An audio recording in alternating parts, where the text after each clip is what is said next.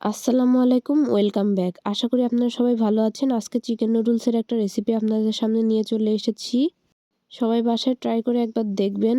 আশা করি আপনাদের ভালো লাগবে। সবার কাছে ভালো নাও লাগতে পারে।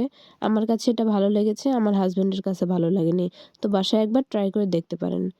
চলুন শুরু করা যাক। এখানে আমি একটা পাত্রে বাটার নিয়ে নিয়েছি ১ চা চামচের মতো। আর দেখুন কি পরিমাণে ধোঁয়া উঠছে। মানে ক্যামেরাটাই ঘোলা করে দিয়েছে আমার।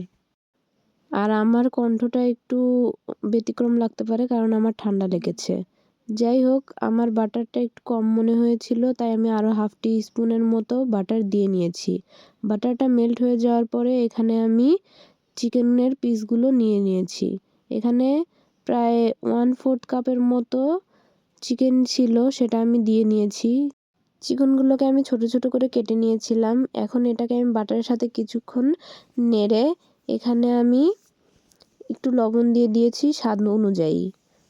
লবণ দিয়ে নেড়ে মিশিয়ে নেওয়ার পরে এখানে আমি একটা ডিম দিয়ে নেব। আর এটা কিন্তু প্রায় সিদ্ধই হয়ে গেছে। মুরগির মাংস বোনলেস, তাও আবার সিদ্ধ হতে সময় লাগে না। এখন মাংসগুলোকে দু সাইডে করে এখানে একটা ডিম ছেড়ে দিয়েছি মাঝখানের জায়গা করে। আর স্বাদ মতো লবণ দিয়ে নেড়ে নেড়ে মিশিয়ে নিচ্ছি। ডিমটা ছাড়ার পরে সাথে সাথে নাড়া শুরু করবেন কন্টিনিউয়াসলি, তাহলে এরকম ডিমটা ঝুরি ঝুরি হয়ে যাবে, না হলে একদম ডিম পোস হয়ে যাবে। এখন এখানে আমি 2টো পেঁয়াজ এবং স্বাদ মতো মরিচ দিয়ে নিয়েছি। আপনারা আপনাদের স্বাদ মতো কাঁচামরিচ দিয়ে নেবেন। এখন এটাকে আমি ভালোভাবে নেড়ে মিশিয়ে নিচ্ছি। আপনারা চাইলে এখানে আরেকটু বাটার অ্যাড করতে পারেন। দেখছেনই একদম শুকনো শুকনো হয়ে গেছে, কারণ ডিম তেল বেশি টানে। আর তাছাড়াও আরেকটু তেল দিলে পেঁয়াজ আর মরিচটা তাড়াতাড়ি সিদ্ধ হবে, না হলে অনেক দেরি হবে এটা সিদ্ধ হতে। আমি আরেকটু বাটার দিয়ে নিয়েছিলাম। আর তাছাড়াও যে পরিমাণে তেল টেনে নিয়েছে ডিমটা, আর একটু তেল দিতেই হবে, না হলে নুডলসটা একদমই শুকনো শুকনো হবে। এখানে আমি 1 টি চামচের মতো ফিশ সস নিয়ে নিয়েছি। এখন বলবেন ফিশ নেই, তাও ফিশ সস, আমার আসলে এই সসটা ভালো লাগে তাই আমি অ্যাড করেছি, আপনারা চাইলে স্কিপ করতে পারেন। এবং সামান্য পরিমাণে টমেটো সস দিয়ে নিয়েছি। এখন এতে আমি কিছুটা গ্রিন চিলি সস দিয়ে নিব। আপনারা চাইলে রেড চিলি সসও ইউজ করতে পারেন। এখন আমি এটাকে ভালোভাবে নেড়ে মিশিয়ে নেব। আপনারা যেই কয় প্যাকেট নুডলস রান্না করবেন সে অনুযায়ী মেজারমেন্ট বাড়িয়ে কমিয়ে নেবেন। আমি এখানে 2 প্যাকেট নুডলস রান্না করেছিলাম 2 জনের জন্য।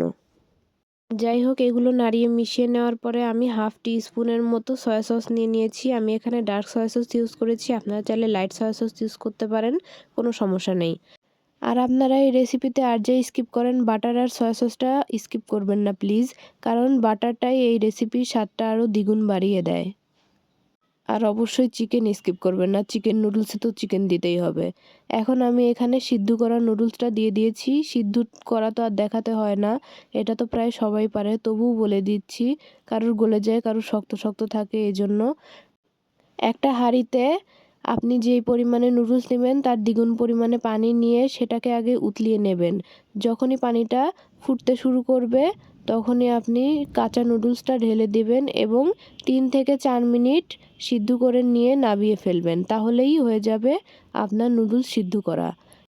এখন আমি এখানে নুডলসটা সব কিছুর সাথে একটু নেড়ে মিশিয়ে নেওয়ার পরে নুডলসের যে মশলাটা ছিল সেটা আস্তে আস্তে ঢেলে দেব। আমার মনে হয় একসাথে সব মশলা ঢেলে দেওয়ার থেকে আস্তে আস্তে দেওয়াই ভালো, তাহলে মশলাটা নুডলসের সাথে মেশাতে কষ্ট কম হয়। এক জায়গায় সব মশলা ঢেলে দিলে পুরাটার সাথে মেশাতে অনেক কষ্ট হয়ে যায়।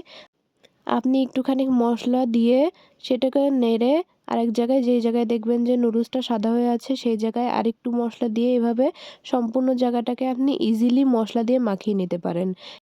যাই হোক, এখন নুডলসটা তুলে ফেলার আগে একটু বাটার দিয়ে আরেকটু ভেজে নিলাম এবং বাটার দিয়ে ভেজে নেওয়া হয়ে গেলে আমি উঠিয়ে নিচ্ছি। তো এই ছিল আজকের রেসিপি চিকেন নুডলস। বাটারটার জন্য স্বাদটা আমার যথেষ্ট ভালো লেগেছে, কিন্তু আমার হাজব্যান্ডের আবার বাটার বা ঘিয়ের গন্ধ ভালো লাগে না, এই জন্য ভালো লাগেনি। তো আপনারা যে যা টেস্ট অনুযায়ী বানিয়ে দেখতে পারেন।